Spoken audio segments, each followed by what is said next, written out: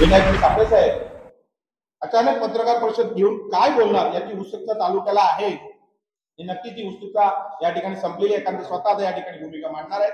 तरी मी त्यांना विनंती करतो की आपण या ठिकाणी आपली भूमिका पत्रकारांसमोर स्पष्ट करावी. प्रथमतः सर्व उपस्थित माझे पत्रकार मित्र मैत्रिणी यांना सस्नेह नमस्कार. आपण अतिशय निवडणुकीचा कालावधी आहे आणि या कालावधीत पण आपण माझ्या निमंत्रणाला मान देऊन तुम्ही या ठिकाणी उपस्थित झालात त्याबद्दल मी तुमचं मनापासून स्वागत करतोय. तुम्हाला जो प्रश्न उपस्थित झालेला आहे, विनायक साबळेंनी अचानक पत्रकार परिषद का लावली, तर त्याचं एकमेव कारण असं आहे की मी ज्या राजकीय, सामाजिक, शैक्षणिक आणि सहकार क्षेत्रात काम करतोय, त्या सहकार क्षेत्रात सगळ्याच क्षेत्रातील जे प्रश्न असतील त्या प्रश्नांना वाचा फोडण्याचं काम आपण पत्रकार मित्रांनी केलेलं आहे वेळोवेळी. आणि मी मागच्याच पत्रकार परिषद असं सांगितलं होतं की मी पत्रकार मित्रांना स्नेहभोजनाचं आयोजन करणार आहे. त्याला 2-3 महिन्याचा कालावधी निघून गेला आणि मला असं आज वाटलं, आज अक्षय तृतीयाचा दिवस आहे, चांगला दिवस आहे आणि या शुभ मुहूर्तावर आपण पत्रकार परिषद घ्यावी आणि आपल्या पत्रकार मित्रांना स्नेहभोजनाचा लाभ द्यावा अशी माझी मनापासून इच्छा झाली. आणि आज माझ्या विनंतीला मान देऊन तुम्ही या ठिकाणी आलात, त्याबद्दल आपलं सहर्ष स्वागत. या ठिकाणी तुम्हाला काही जे प्रश्न विचारायचे असतील ते आपण विचारू शकताय.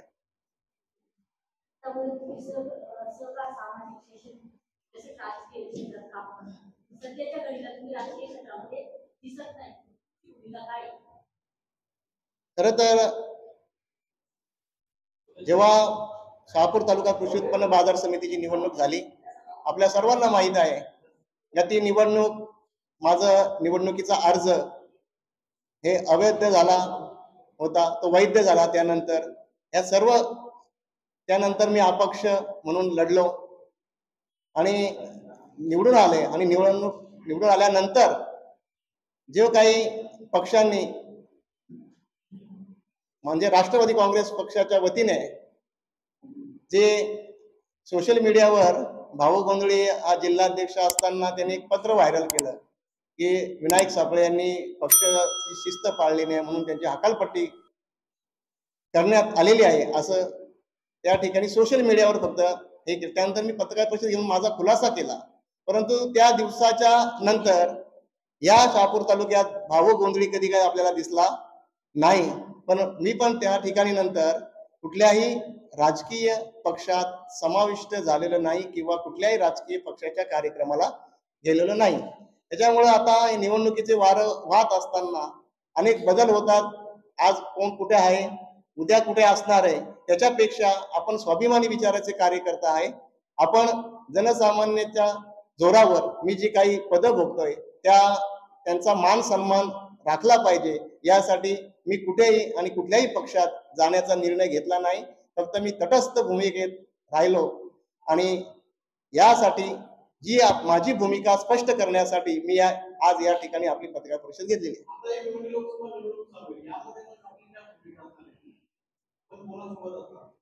मी आता तुम्हाला जाहीर केलं ना की मी कुठल्याही राजकीय पक्षात आणि कुठल्याही कोणाच्याही प्रचारात जाणार नाही. माझी तटस्थची भूमिका आहे. मतदान तर करणार, तो लोकशाही, एक मतदार म्हणून मी मतदार करणार.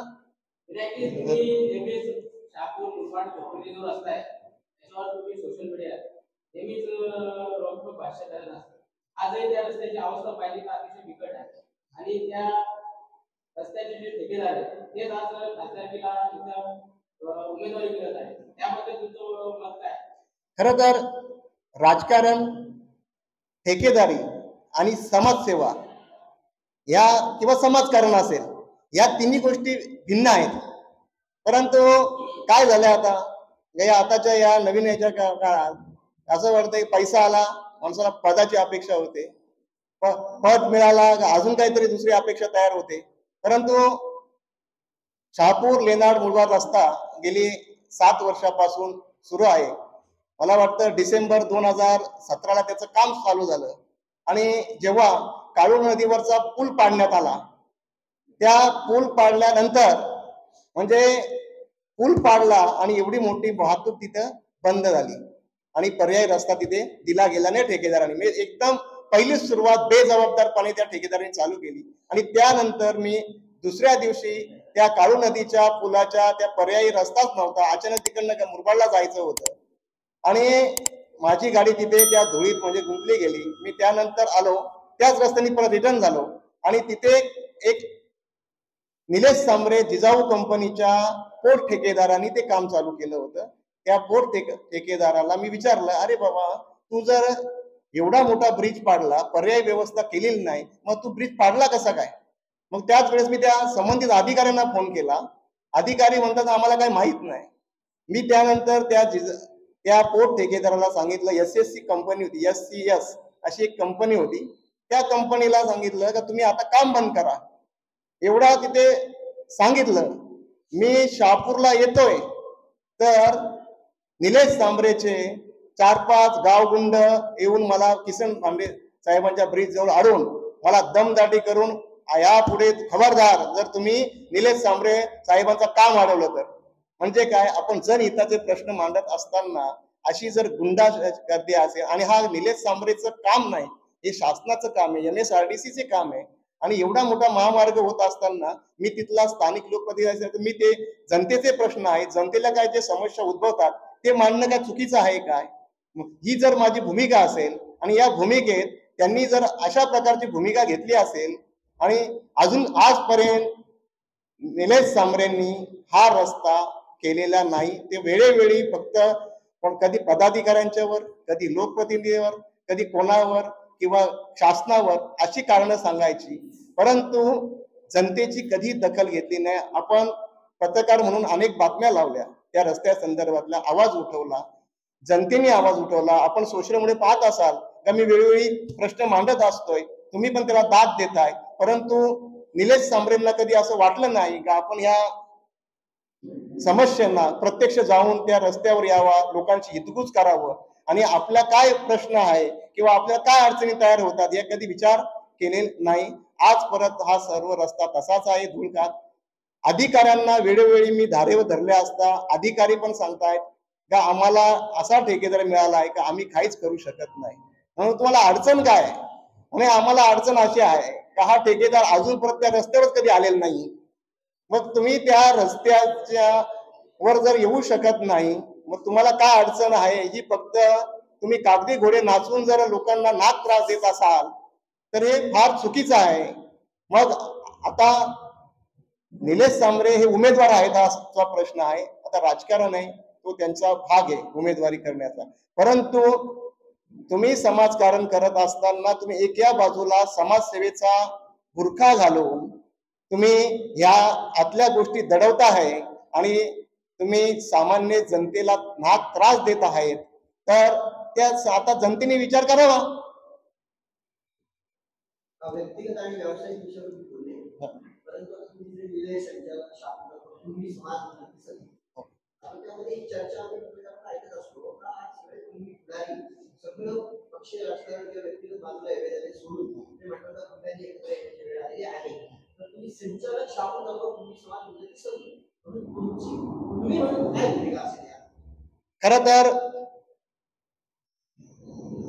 जातीवाद आणि राजकारणात कधी जात येत नसते. जातीवर जर आपण राजकारण चालत असतं तर या लोकशाहीत मग तुम्हाला सगळे जातीचेच बघायला मिळाले असते. काय मग ज्याची जात मोठी त्यांनी त्याच प्रतिनिधित्व केलं असतं ना.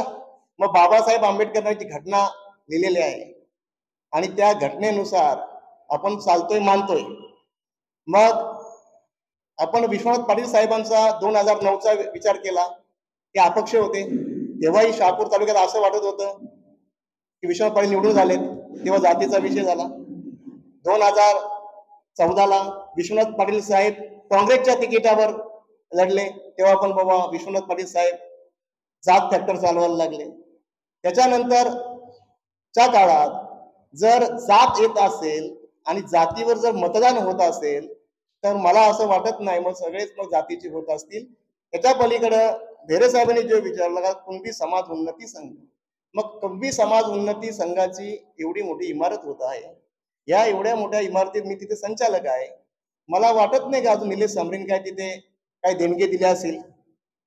मग तेव्हा जर समाज संघ आहे, समाज संघाला मदत करू शकत नाही, त्यांचा कुठलाही आता तिथले नगरसेवक असतील, तेव्हा नगरसेवकांनी पण जातीय मतं मागितली असतील. मग तुम्ही समाज संघासाठी किंवा समाजासाठी किती उपयोगी आलेत? अहो, तुम्ही जी ठेकेदारी करताय, प्रत्येक गावात ठेकेदारी करत असताना तुम्ही त्या गावातला ठेकेदार सामान्य ठेकेदार असेल, त्या ठेकेदाराचा बिलोनी काम भरून त्याची तुम्ही ठेकेदारी संपवली आहे. तुम्ही रोजगार निर्माण करून देण्याचा तर विषयच सोडा. या लेनाड मुरबाड रस्त्यावर तुम्ही किती लोकांना रोजगार दिला? मला तर वाटतं त्या रस्त्यावर 10-12 लोक आहेत काम करतायत 7 वर्ष, फक्त 10-12 लोकांच्या शिवाय काम करत नाही. प्रतीक पाटील नावाचा फक्त एक इंजिनियर आहे, तो त्यांचाच माणूस आहे. मग एक इंजिनियरने तुम्ही अख्खी या शहापूर तालुक्याची कामं करताय आणि 6 ना 7 लेबरनी कामं. मग तुम्ही किती तरुणांना रोजगार दिला? आपल्या तालुक्यात मला वाटतंय 200-250 सिव्हिल इंजिनियर असतील मुलं, 200-250. मग तुम्हाला किती लोकांना तुम्ही रोजगार निर्माण करून दिला तिथे? मग तुम्ही रोजगाराची जर भाषा सांगत असेल तर हे काय नाहीये म्हणजे सामाजिक क्षेत्र म्हणजे राजकीय क्षेत्रामध्ये पण तुम्ही कुठल्या पक्षाच्या निगडीत आहे? सध्या तुम्ही कुठल्या पक्षाच्या निगडीत आहे? मी तुम्हाला मगाशीच भूमिका सांगली ना, मी कुठल्याही मी तटस्थची भूमिका आहे. मी राजकीय क्षेत्रात इतक्या वर्ष काम केलं ना मी. मग इतक्या वर्ष काम केलं, माझा काल कुठेच नाही, मी तटस्थ आहे, माझा काल कुठेच नाही. ती तेव्हा दिली ना, आता ती लोकांनी मला दिली, मी ती पदं जी घेतल्यात ना, ती पदं जी मला मिळाल्यात, हा कुठल्या राजकीय पक्षाने मला दिलेली पदं नाहीत. ती मला तुमच्यासारख्या सामान्य माणसांनी माझ्यावर विश्वास ठेवून मी अपक्ष निवडून आले वेळोवेळी आणि ती पदं दिलीत. म्हणून मी त्यांचा सन्मान राखण्यासाठी मी कुठे गेलेलो नाही. ते जे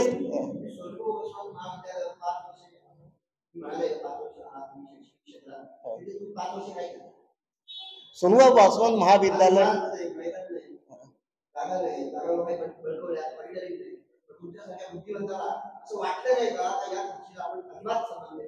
खरं म्हणजे का कसं असतंय, मी एक संचालक, मी चालक आहे.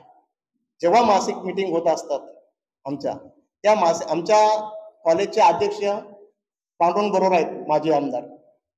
आणि अध्यक्षाची भूमिका अशी असते की संस्थेचा संचालक पेक्षा त्यांचे पदाधिकारी असतात, म्हणजे अध्यक्ष असतील, उपाध्यक्ष असतील, तर त्यांनी जो कमिटीत निर्णय किंवा सर्वानुमते जो मंजूर करायचा असतो आणि त्याची अंमलबजावणी करण्याचं काम अध्यक्ष उपाध्यक्ष यांचा असतो.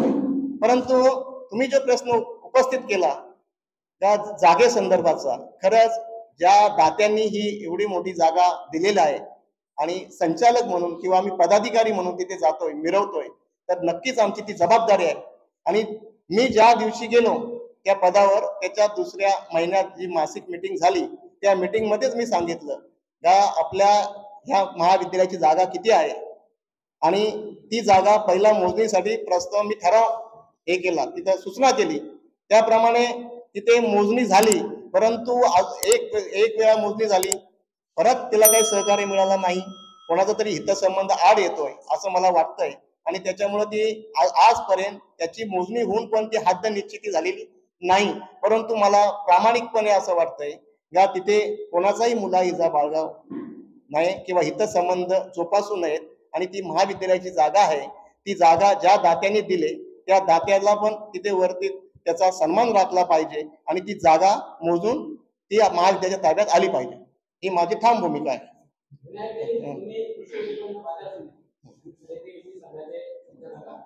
कृषी उत्पन्न समितीच्या गाड्याचा प्रश्न प्रलंबित आहे. अनेक प्रकारचे घोटाळे तुम्हीच सांगितलेले आहेत आणि खरेदी विक्री संघ पण काय कांदा अर्थ नाही, तिथेही खूप सारे अनुचित प्रकार किंवा घोटाळे घडत आहेत. तुम्ही नेहमीच त्याच्यावर आवाज उठवला, परंतु आजपर्यंत त्यांनी काय त्यांच्या पद्धतीत कार्यभागात काही सुधारणा केली आहे? पहिला प्रश्न तुमचा खरेदी विक्री संघाचा आहे. खरेदी विक्री संघाला आता निवडणूक होऊन संचालन 6 वर्ष आली, म्हणजे आमची मुदत पण त्याची संपलेली आहे. परंतु सहकाराच्या सर्वच निवडणुका या अशा काही आपल्या ओबीसीच्या मुद्द्यामुळे ते निवडणुका स्थगित आहेत. परंतु खरेदी विक्री संघ हा फक्त जागा आहे त्या संघाची आणि चांगल्या स्वरूपात जागा आहे. परंतु काय होतं माहितीये का, खरेदी विक्री संघ एवढ्याच पुरती मर्यादित राहिला फक्त अध्यक्ष आणि उपाध्यक्ष कोण, म्हणजे प्रत्येक वर्षाला अध्यक्ष आणि उपाध्यक्षाची निवड झाली, पाठीवर नावं आली पाहिजेत, व्हिजन हा विषयच नाही.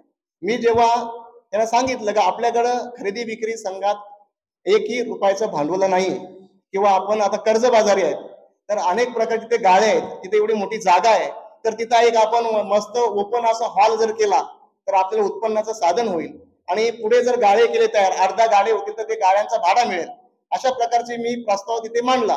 परंतु त्या प्रस्तावाला अडचण अशी आली का तिथे आपल्यासाठी आपण त्या बँकेची पत राहिली नाही, खरेदी विक्री संघाची बँक काय लोन देणार नाही. मग त्यांना मी सांगितलं का आपण एवढा आटापिटा करून सर्व सक्षम आहेत संचालक, जे जेवढे आता त्या कमिटीवर संचालक आहेत एकदम सक्षम आहेत, म्हणून आपण काय करावा, 1-1 लाख रुपये आपण अनामत म्हणून काढूया आणि आपण अनामत काढण्याचं गाळे बांधू आणि मग गाळे बांधल्यानंतर त्या गाळ्यांचा डिपॉझिट स्वरूपात पैसे घेऊ आणि ते नंतर भाडे तत्वावर देऊ. म्हणजे डिपॉझिटचे पैसे आले तर ते आपण आपली अनामत रक्कम काढून घेऊ. म्हणजे तिथे एक वास्तू तयार झाली, आज त्याने एक हॉल तयार झाला असता लग्नाचा, म्हणजे काहीतरी 2 रुपयाचा उत्पन्नाचा मार्ग तयार झाला असता.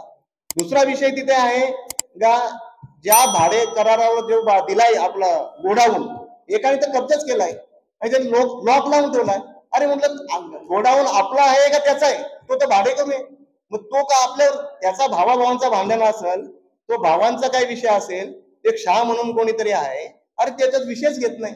म्हणजे सगळी मिली भगत आहे. म्हणजे काय होतंय, कोणीतरी म्हणजे पदावून मी काय जायचं, तर एकतर मला खुर्ची पाहिजे किंवा मला काही त्याचा स्वार्थ झाला पाहिजे. अशात सहकार चालत नाही. सहकारात कोणाचाही मुला इजा बाळगता कामा नाही. सहकार हा क्षेत्र असा आहे का तिथे आपण आधी कुरण तयार करा आणि मग खा. ते कुरण तयार करण्याचा विषयच नाही, इथं फक्त खाण्याचा किंवा हितसंबंध जोपासण्याचा विषय येतोय. असाच विषय आहे कृषी उत्पन्न बाजार समितीचा. अनेक लोकांना असं वाटत होतं फक्त विनायक साबळे तिथे येऊ नये निवडून, मी निवडून येऊ नये म्हणून अनेक लोकांनी देव पाण्यात बुडवले होते. परंतु सर्वसामान्य जनतेला असेल किंवा मतदारांना असेल, आता मी तालुक्यातून ग्रामपंचायत विभाग मतदारसंघातून निवडून आलो, म्हणजे सर्व ग्रामपंचायत सदस्यांची माझ्या मागे मतं होतं. मी एकटाच फिरायचो, मी कोणाला माझ्या सोबत प्रचाराला गेलो मी एकटाच जायचो, मीच ड्रायव्हर आणि मीच उमेदवार अशा प्रकारचे. पण मला प्रत्येक मतदार हेच सांगितलं किंवा साबळे साहेब तुमच्याकडून आम्हाला अपेक्षा आहे का या आपल्या कृषी उत्पन्न बाजार समितीमध्ये काय चाललंय, म्हणजे तिथं नेमकं काय आहे आम्हाला तर काहीच कळत नाही त्यातला. मग तुम्ही तिथे गेल्यावर काहीतरी आम्हाला न्याय द्याल किंवा आमच्या शेतकऱ्यांचा काहीतरी फायदा होईल असं तिथं बघा. पहिल्याच मीटिंग मध्ये बाजार समितीच्या मी विषय मांडले, आपल्या बाजार समिती जागा किती, मग अतिक्रमण झालेली जागा किती, मग ती जागा मोजणी करा. दुसरा कर्मचारी किती, ते कर्मचारी काय काय काम करतात, तो एक प्रश्न उपस्थित केला. मग आपण इथं सीसीटीव्ही आहेत का, सीसीटीव्हीचा प्रश्न उपस्थित केला पहिल्याच मीटिंग मध्ये. त्याच्यानंतर ड्रेस कोड, कर्मचाऱ्यांना ड्रेस कोड पाहिजे, कारण बाजार समिती कर्मचारी असेल थोडा इम्प्रेशन पडतं ना, नेमका काय कर्मचारी कुठं आहे, तो काय काम करतोय. मग व्यवस्थापक आहे, व्यवस्थापक हा बाजार समितीचा आत्मा आहे, सचिव. मग सचिवाला पण ड्रेस कोड पाहिजे, तो चांगला त्याला ऑफिसमध्ये जायला लागतंय, इतर ऑफिस फिरायला पाहिजे. मग अशा प्रकारच्या मी सूचना केल्या. तिथे पाण्याची व्यवस्था नाही पिण्याची, मग पिण्याच्या पाण्याच्या व्यवस्थेसाठी प्रयत्न केले. या सर्व गोष्टी करत असताना आणि महत्वाचा मुद्दा म्हणजे गाळेधारक. आता तुम्ही प्रश्न उपस्थित केला, गाळेधारक आता तिथे मालक व्हायला बघतात. याचा काय आहे, आता तो त्यावेळेस त्यांनी करारावर गाळे भाड्यात घेतले, तुम्ही अनामत दिली म्हणजे तुम्ही काय मालक झाले काय. मग जो शासनाच्या निकषाप्रमाणे तुम्हाला 3 वर्षानंतर करार करणे बंधनकारक असतो. हे यांनी करार पण भाडे करार पण यांनी रिन्यू केलेले नाही 2-2, 3-3 वर्ष. मग तुम्ही भाडे करार जर रिन्यू झाले तुम्ही भाडा देता कसा काय.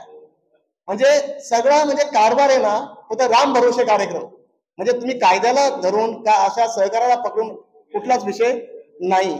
आणि त्याचं अनेक मी बघितलं, काही लोकांचं म्हणजे गाळे आहेत भाडाच नाही देत.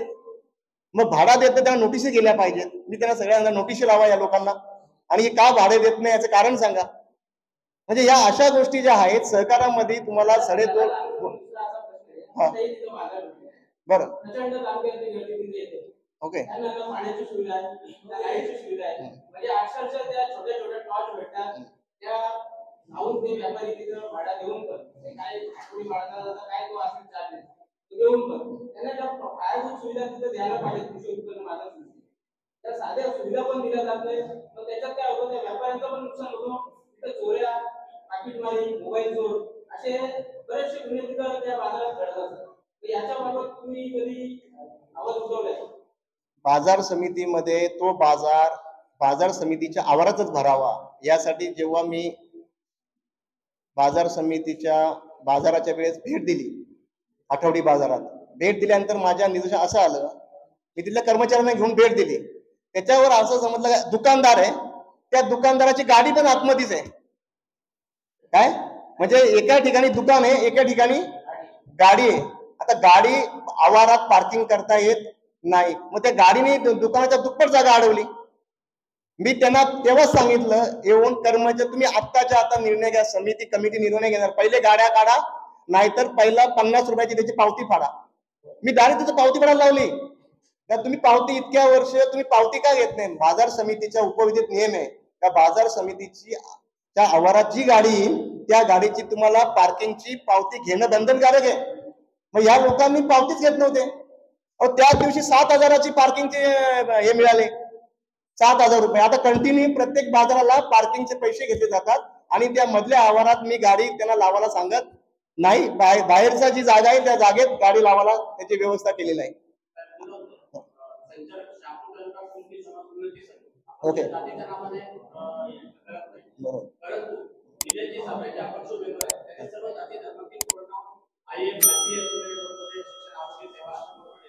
परंतु एवढे असून सुद्धा पक्षाने त्यांना तिकीट दिलं नाही. म्हणजे पूर्वी समाजाला खर्चिक होत्या असं तो वाटत नाही का? पूर्वी समाजाला पक्ष जातीवर चालतो का? जातीवर नाही, मग पक्षाने तिकीट बघा, पक्ष मग त्यांनी पक्षात प्रवेश करायला पाहिजे होता. त्यांना निवडणूक खासदार व्हायचं होतं का नाही? असा चालत नाही का मी कुठली एक संघटना काढील ना मी लगेच नेता झालो, असा वैयक्तिक इंडिव्हिज्युअल कोणी, ही देशाची निवडणूक आहे हो.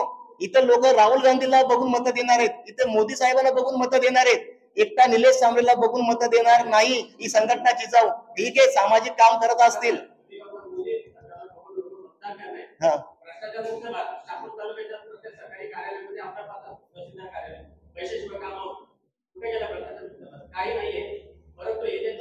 अहो तुम्ही भ्रष्टाचार विषय करताय, तर तुम्ही आता निलेश सांबरे ठेकेदार म्हणून आहेत, तुम्ही त्यांच्या कामाची गुणवत्ता बघा, मग त्याला जबाबदार म्हणजे काय कोण करणार? अरे म्हणजे एकीकडे चोऱ्या करायच्या दुसरीकडे दान धर्म करायचा, म्हणजे ती फार समाजसेवा झाली का? त्यांनी IPS बनवला. आपले राजकीय विरोधक हरीश पष्टे यांची भाजपने हकालपट्टी केली. नगरसेवक पद कालांतराने रिक्त होऊ शकतं. आपण त्या ठिकाणी निवडणूक लढवणार, तर यावेळी सुद्धा आपण त्या ठिकाणी निवडणूक लढवणार. कसं आहे माहिती आहे का, आता तो जरतरचा प्रश्न आहे. त्याच्यापेक्षा तुम्ही बोलला का हरीश पष्टे राजकीय विरोधक, तसं मी आता माझ्या दृष्टिकोनातून मी कोणाच विरोधक मानत नाही, आणि विरोधक मानत असतो तर मी आजची पत्रकार परिषद घेतली नसती. महत्वाचं म्हणजे कारण मला या सर्व गोष्टीतून अलिप्त व्हायची. कोणासाठी विरोध करायचा आणि का करायचा, हा माझा पहिला प्रश्न आहे. तर ती जरतरचा विषय आहे, मी तिथे निवडणूक लढलेले. जेव्हा जागा झाली खाली तर बघू. दुसरा विषय असा आहे, जेव्हा यांनी विषय मांडला पत्रकार भेरेंनी की बाबा त्यांना तिकीट दिलं नाही, तर तेव्हा स्वतःची ताकद आहे, एवढी समाजसेवा करतायत, मग 500 मतदार संख्या असलेला आपला वार्ड होता, आता त्या हरीश पष्टे तुम्ही आता उल्लेख केला त्यांचा, मग तेव्हा शिवसेनेने त्यांना नाकारलं तिकीट देणं, मग त्यांना बीजेपीत प्रवेश करावा वाटला. मग जिजाऊची एवढी ताकद आहे, एवढी दान धर्म, एवढा सेवा, 500 मतांच्या नगरसेवकाला दुसऱ्या पक्षात का जावं लागतं? मग तेव्हा जिजाऊ संघटनेच्या माध्यमातून त्यांनी उमेदवारी का केली नाही? म्हणजे राजकीय पक्षाशिवाय काही चालत नाही, सिद्ध आहे ना. तालुक्यात चर्चा होईल गेल्या अनेक दिवसांपासून आक्रमक भूमिकेत असणारे विनायक सावळे आता कुठेतरी भूमिका बदलत आहे, शांततेकडे जाणार. खरंच, कारण मी अनेक निवडणुका जेव्हा लढलो, मग मी जे राष्ट्रवादी काँग्रेस पक्षाचं काम करत होतो, या पक्षात असताना मी अनेक निवडणुका लढलो, पण मला प्रत्येक वेळी अपक्ष निवडणूक लढण्याची वेळ आली.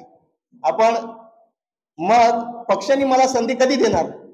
जेव्हा मला संधी आता बाजार समितीवर मिळणार होती, तेव्हाही पक्षाने माझा जर विचार केला नाही तर मग आपण हेच करत राहायचं का? फक्त पक्षाच्या काय बोलतात त्या पालख्या वाहत राहायच्या का?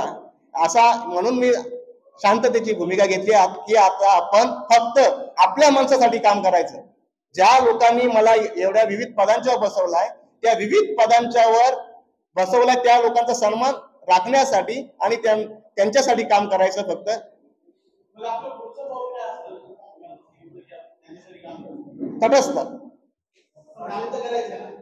बघू नंतर भूमिका घेऊन या निवडणुकीच्या नंतर भूमिका घेईल. तर अशा वेळेस अनेक जण सामाजिक क्षेत्राकडे वळतात. संस्था, संघटना किंवा काहीतरी हे बघा, आपल्या तालुक्यात विविध फाउंडेशन आहेत, काय विविध संस्था आहेत, विविध आहेत. आपण बघतोय या फक्त काय असते माहितीये का? नावाला असतात. नाव फक्त मी पण आहे त्यात. तुम्ही बोला मी कुणबी झाली, मी हे सगळं मी पण आहे. ते मला मी पण आवडतच नाही. मी समाजात सामान्य माणसात राहणारा आहे आणि सामान्य माणसाच्या विश्वासावर काम करणारा मी एक कार्यकर्ता आहे. सर्व पत्रकारांचं तुमचं प्रेम आहे आणि सर्व पत्रकारांना असं वाटतं की या क्षेत्रात तुम्ही बॅनर दिला, या क्षेत्रात तुम्ही काहीतरी करू शकता. प्रशांतने एक चांगला प्रश्न विचारला अतिक्रमणाचा बाबतीत. संचालक आहात, बाजार समिती ग्रामपंचायतीने अतिक्रमण केलंय, तुमच्या लक्षात आले नाही. आणि जर तुमचं संचालक म्हणून जर वेटेज असेल, तुम्ही प्रशासनाकडे धाव घेणार आहात का? असंच त्यांची 5 वर्ष ते सांगितलं. खरं तर तुम्हाला ग्रामपंचायतने अतिक्रमण केलाय, विनायक साबळेची काय भूमिका आहे. पण ज्या दिवशी मला समजलं, मी किनवलीला नेमका रविवारी बाजार असताना असं मला वाटलं, मी आल्याणीला होतो आणि किनवलीच्या बाजाराच्या दिवशी रविवारी बाजार असतो गेलो, तर तिथे असं बांधकाम केलेलं मला दिसलं. टाकी म्हटलं हे काय प्रकार आहे. मी त्याच वेळेस सभापतीला फोन केला, उपसभापतीला फोन केला. अरे बाबा, आपल्या आवारात आपल्या जागेत हा बांधकाम केलं कोणी? सभा म्हणजे बांधकाम ग्रामपंचायतीने केले. तिथे ती टाकी काय ते आणली आपलं स्वच्छ भारत अभियानाचं. मी त्याला कॉल केला तर म्हणे सभापती बोलतात मला काही माहित नाही. मी उपसभापतीला फोन केला, तिथल्या स्थानिक संचालकाला महेश पतंगरावला फोन केला, तिथल्या सुनील धामके मला नेमका अचानकच तिथे भेटला त्यानंतर. तर म्हटलं काय सुनीलजी, तुम्ही इथं स्थानिक आहात, आपल्या बाजार समितीची जागा वर अतिक्रमण होतंय आणि तुम्ही उघड्या डोळ्याने बघता. मी लगेच याला व्यवस्थाला फोन केला. व्यवस्था म्हटलं काय झालं, आपल्या जागेत बांधकाम, तुम्हाला काही माहिती मिळाली का? नाही म्हणे हो ते झालंय. तर म्हटलं मग काय झालं काय? म्हणे ना 1 तारखेला ते पत्र दिलेले मी त्यांना.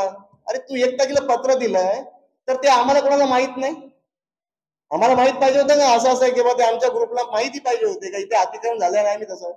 तर म्हणे काही त्याच्यावर काही चर्चा झालेली नाही, ते होईल.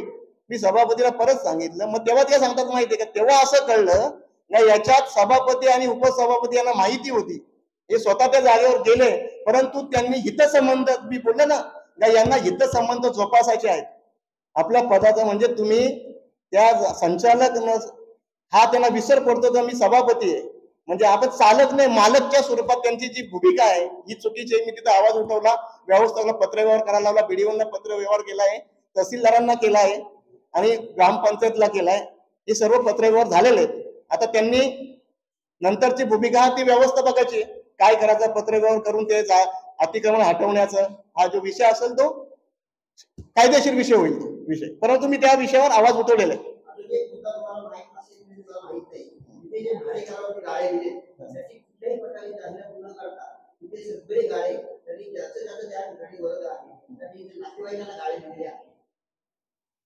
हा तो विषय असा आहे का बाजार समितीचे उपबाजार किनवलीचा विषय बोलताय तुम्ही. ओके, तर बाजार समिती उपबाजार किनवली जेव्हा आम्ही पहिल्याच मासिक मीटिंग मध्ये मी तो विषय मांडला का किनवली उपबाजार समितीचं जे इमारत ते गाळे बांधकाम आहे ते त्याचं टेंडर झालं का, त्याची निविदा कधी काढली आणि ते कोणाला काम मिळाले, याच्यावर त्याचं उत्तर असं आलं कोरोना काळ होता, आम्ही निविदा काढली नाही, आम्ही डायरेक्ट काम चालू केलं. माझा दुसरा त्याला प्रश्न, मग त्याचा निधी उपलब्ध कुठून केला? तर म्हणजे निधी आम्ही जे गाळे आपण भाडेकरावर देणार आहेत मग त्या भाडेकरांच्या अनामत स्वरूपात आपण ते निधी उपलब्ध करणार आहेत आणि त्याच्यातून ते गाळे बांधणार आहेत. तर म्हणजे ठीक आहे, त्याच्यातून बांधणार, पण त्यांची निविदा मग त्यांचे किती आपल्याकडे आले असे गाळेधारक आम्हाला हा गाळा भाड्याने पाहिजे अशी मागणी किती लोकांची आली आणि त्या मागणीनुसार तुम्ही किती लोकांना दिले? नाही म्हणजे तसं काही नाही केलं नाही. आम्ही टेंडर नाही काढलं, आम्ही जाहिरात नाही काढली. जे जे संचालकांनी दिले ते आम्ही घेतले आणि त्यांचे 25,000 रुपये काहीतरी अनामत आम्ही घेतलेले आहे. तर तिथे असंच निदर्शन आले का एकेका घरातले 3-3, 4-4 लोक त्यांचे पैसे 25 लोकांचे पैसे घेतले आणि गाळे किती 10 म्हणजे 10 गाळे म्हणजे ते पण अनलिगल. त्यावर त्या संदर्भात मी प्रत्येक मासिक मीटिंग मध्ये वेळोवेळी आवाज उठवला. मला सभापती उपसभापती सांगायचे साबळे साहेब ते जुने विषय सोडून द्या. तर मग जुने विषय सोडून पुढे तुम्ही चालूच शकत नाही म्हटलं. मग ते विषय एकतर ते विषय बंद करायला लागेल, ते बांधकाम तर होणारच नाही. जे पैसे घेतलेत तुम्ही अनऑथोराइज तर ते पैसे त्यांचे गाळेधारकांचे परत द्या आणि नवीन रिटेंडर काढा आणि मग नवीन बांधकाम चालू झाल्याशिवाय तुम्हाला इथे काही करता येणार नाही. या ठाम भूमिकेत मी राहिलो. मला त्यांनी भरपूर समजवण्याचा प्रयत्न केला. नाही नाही ते असू दे, हो दे, ते असं आहे तसं आहे. चुकीची गोष्ट माझ्याकडून होणार नाही आणि चुकीच्या गोष्टीला मी समर्थन देणार नाही. विनंती सरकार सामाजिक क्षेत्रातून काम केलं. पत्रकारांचे आपला अनेक वेळा संपर्क आलेले.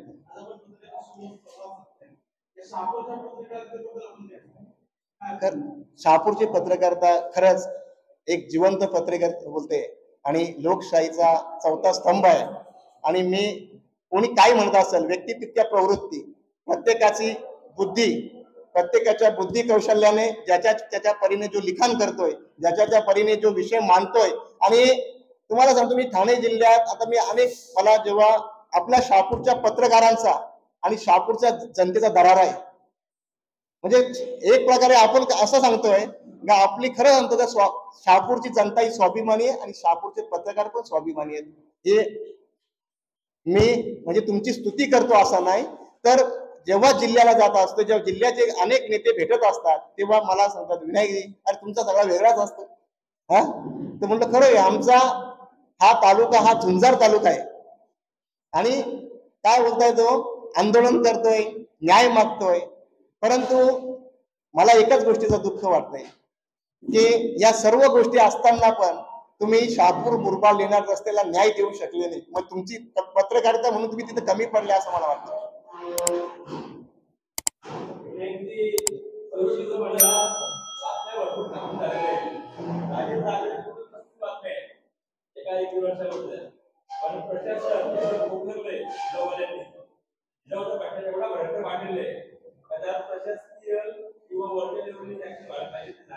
नाही पण याला जबाबदार कोण मग लोकप्रतिनिधी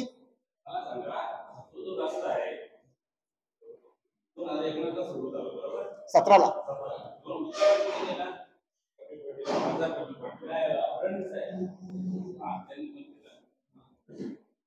त्या रस्त्या संदर्भात सरकारचे प्रतिनिधी म्हणून काम नाही कर्तव्य नाही.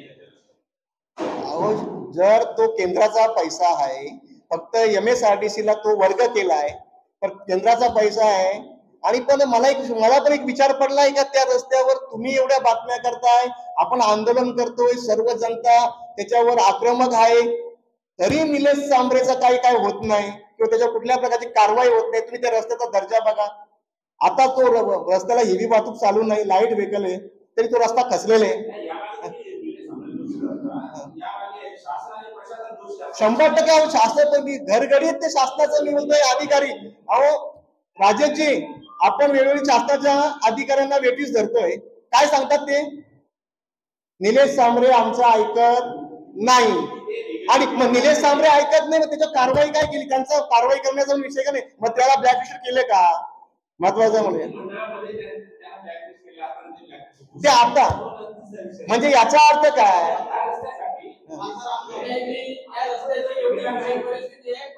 सगळ्यात मोठी ट्रॅक असेल ना 3.5 किलोमीटरची कोळगेवाडीपासून तुम्ही गेले ना पुढं मला वाटतं एक ट्रॅक गेला तिथे जाताना चिंबोरा भेटलेल्या पावसात एवढं झाडं ट्रॅका पडले. जबाबदार कोण? मग न्याय कोणाकडे मागायचा? मलाच प्रश्न पडलाय.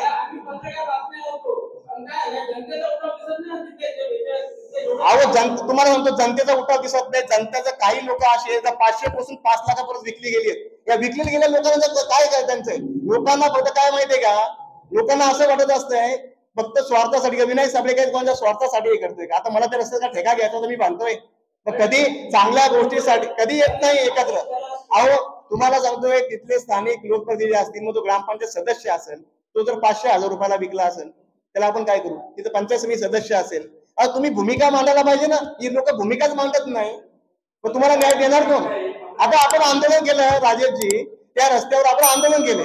तुम्ही सांगा, आपण 10 मिनिटं बसतो तर लोकांना अडचण झाली. लोकांनी काय बोललं, आम्हाला म्हणजे आम्हाला जाऊ द्या. म्हणजे कोणासाठी आपण करायचं?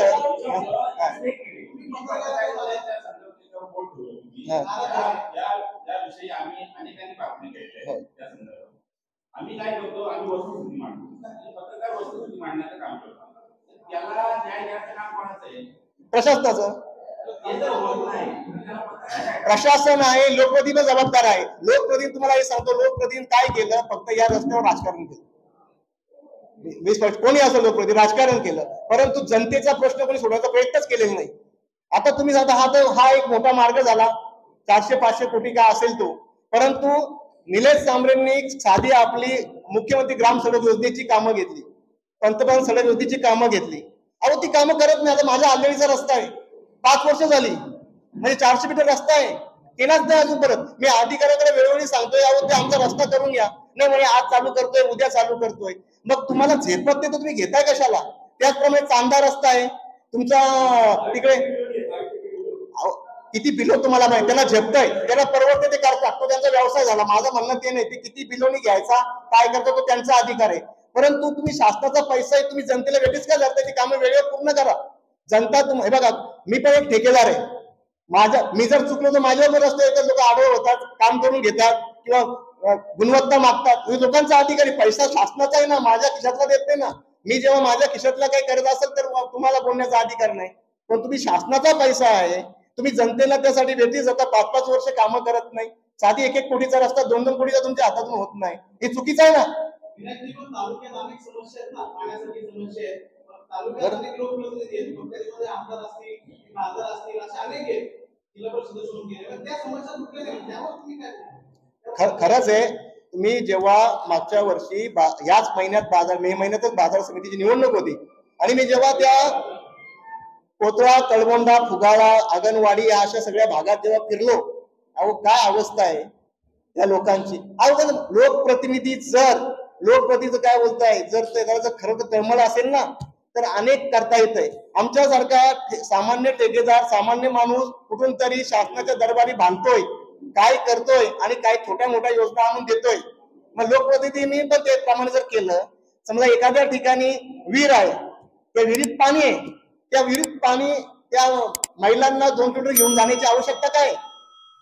जर तिथं तुम्ही छोटी सोलर पंप बसवला, त्या पंपाद्वारे जर ते पाणी तिथं पोहोचवले, तर ती समस्या त्या महिलांच्या डोक्यावरचा अंडा खाली येईल ना.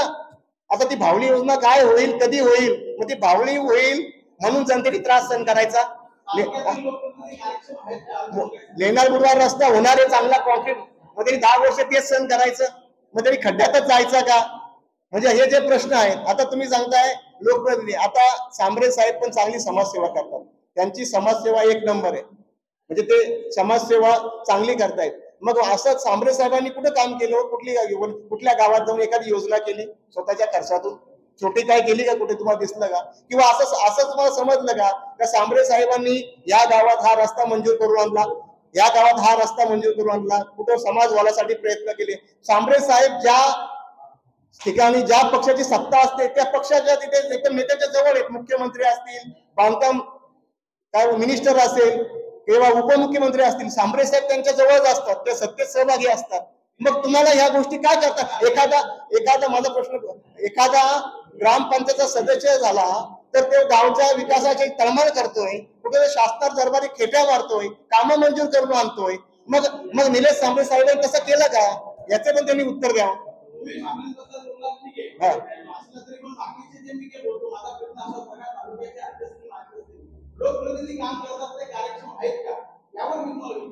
आता लोकप्रतिनिधी कार्यक्षम नसेल त्यांना जनता निवडून देते कशी काय? आता त्याचा आपण त्याची कार्यक्षम त्याचे ठरवणार कोणती? जनता ठरवते.